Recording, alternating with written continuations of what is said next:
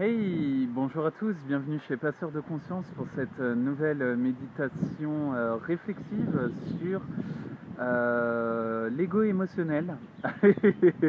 Oui, aujourd'hui je fais une vidéo sur l'ego émotionnel parce que je suis actuellement en train de travailler une blessure d'âme importante chez moi qui est la blessure de rejet.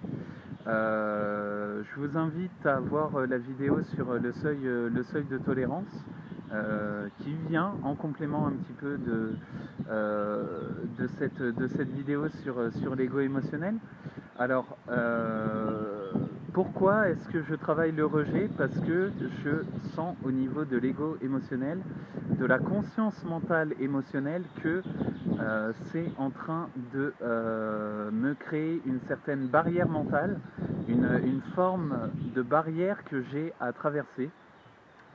Donc bon, je vous avoue que c'est un peu la découverte, parce que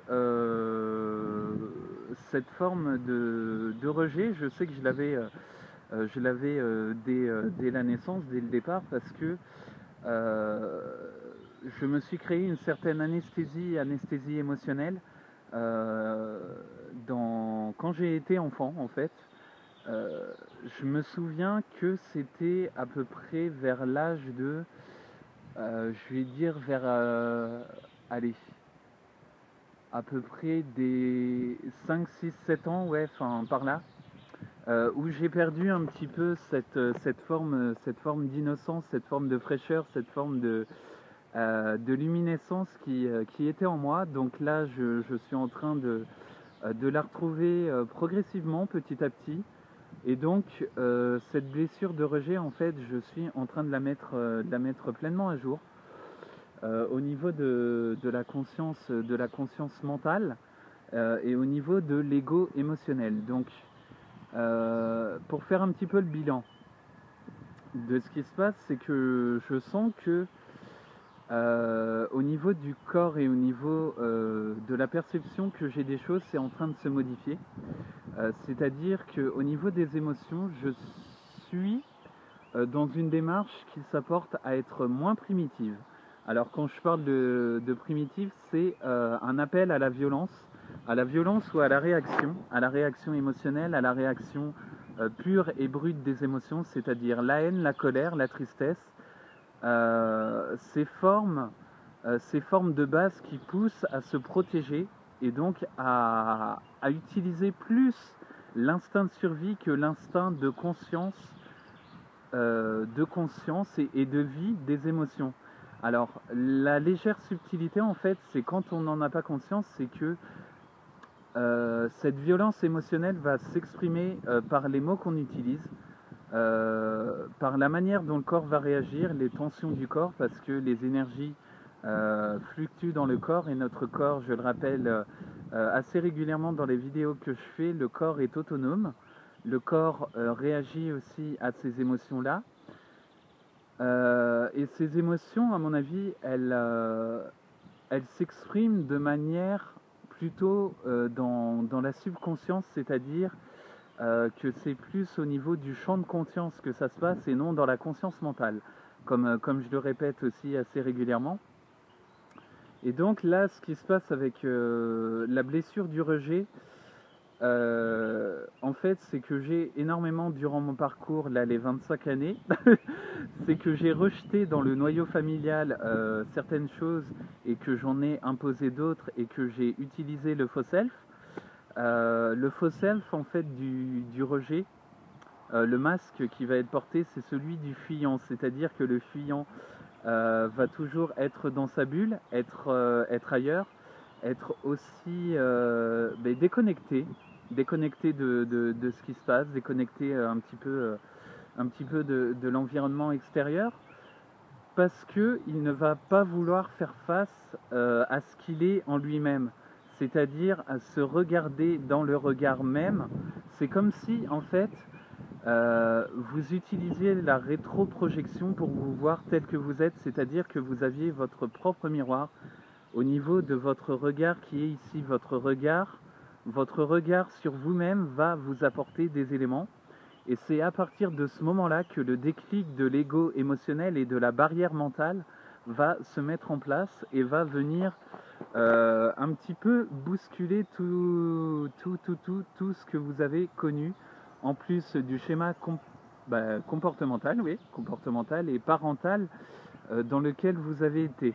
Donc c'est un petit peu le point de fragilité et le point de la zone de confort qu'il va falloir quitter et qui fait qu'on devient pleinement autonome et pleinement adulte, pleinement nous-mêmes en voie de construction pour construire de nouvelles relations, s'enrichir, s'ouvrir.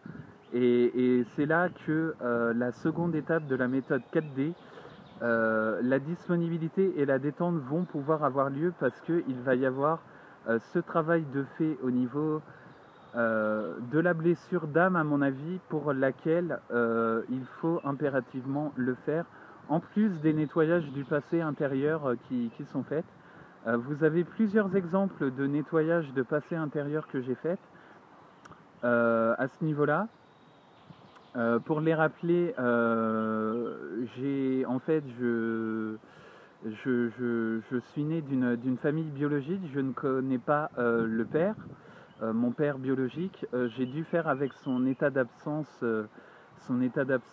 durant les 25 années, enfin, vu que je ne le connais pas, je ne sais pas qui il est, donc je suis entré dans cette phase d'acceptation de l'absence de mon père. Concernant ma maman, elle est bipolaire à tendance psychotique, donc j'ai accepté aussi la maladie qui représente une part assez conséquente de ce que ma maman est, en sachant que j'opère aussi le discernement entre la maladie et ce que ma maman exprime en tant que personne et en tant qu'être. Donc voilà, et il y a aussi le fait d'accepter en fait la famille d'accueil. Donc il y a aussi le fait de reconnaître les choses telles qu'elles sont et de les voir telles qu'elles sont.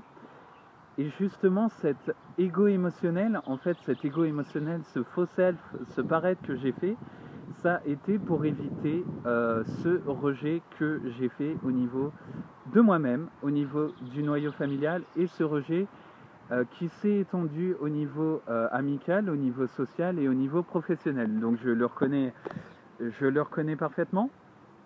Après, au niveau des solutions, là actuellement je ne sais pas quelles solutions peuvent être apportées, parce qu'il y a aussi l'ego émotionnel prend énormément de place en nous, parce que pour nous, les émotions en fait sont primitives, donc elles restent de l'ordre de l'animal, de l'instinct de survie animale, ce qui est tout à fait logique. Mais pour évoluer et être beaucoup plus conciliant et beaucoup plus accessible aux autres, en fait, il va falloir adoucir et apaiser ces émotions pour mieux les transposer, mieux les transfigurer et mieux s'accepter soi, mieux accepter ce que l'on est dans ces émotions, et savoir que cet ego primitif ne nous correspond pas. Il ne correspond qu'à la partie du faux self et du paraître qu'on va vouloir donner sur le moment si on fait face à une situation de violence, d'instinct de survie, où l'instinct de survie justement